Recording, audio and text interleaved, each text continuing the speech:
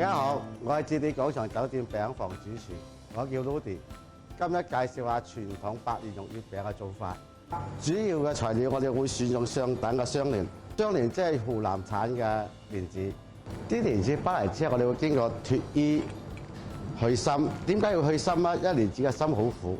跟住我哋會蒸煮啦，蒸腍咗之後咧，我哋就會打磨。成漿之後咧，我哋會加啲糖、加啲油，用大火炒製130分鐘。點解要炒130分鐘咧？因為將所有嘅水分揮發晒出嚟，變咗成為一個香滑甜美嘅白蓮蓉。另一個重要嘅材料就係鹹蛋黃。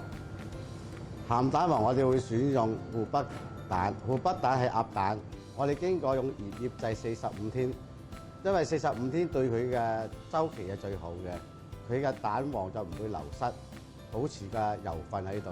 咁啊，中秋月餅每個係4兩重嘅，4兩重包括埋白蓮蓉、2隻鹹蛋黃，大概係125克左右。咁稱完之後冚之後，我哋會將2個蛋黃放喺蓮蓉中間，放喺中間，輕輕用力擠壓佢，揸成個圓形。跟住同大家講下月餅皮嘅製作啦。餅皮嘅裏面嘅材料有糖膠啦、粟米油啦、低筋麵粉啦。我哋會將佢攪拌，放置大概30分鐘，得佢發酵。足夠發酵之後，我哋會將佢視為個月餅皮啦。我哋會將佢分割啦，大概係40克重一個。我哋會將佢慢慢分割，之後我哋會稱大概40克重。之後我哋會將皮硬薄，硬薄之後咧，我就會將個餡料慢慢搓圓包實。將個餅皮慢慢向上推，到最後收尾。因為個餅皮個底部聚質太多，所以我哋一定要將佢個底部去掉。個餅皮同白蓮蓉已經做好咗啦，跟住落嚟個步驟，我哋就去打餅。以前打餅係用木模逐個打，而家我哋已經係用氣沖嘅脫模啦。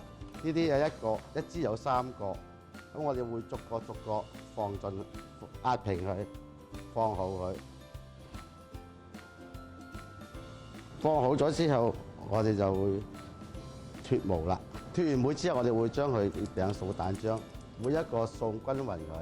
點解掃蛋漿咧？因為得個月餅表面會光滑。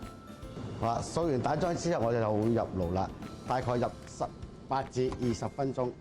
20分鐘之後，個月餅已經係焗成咗啦，我哋可以攞佢出嚟啦。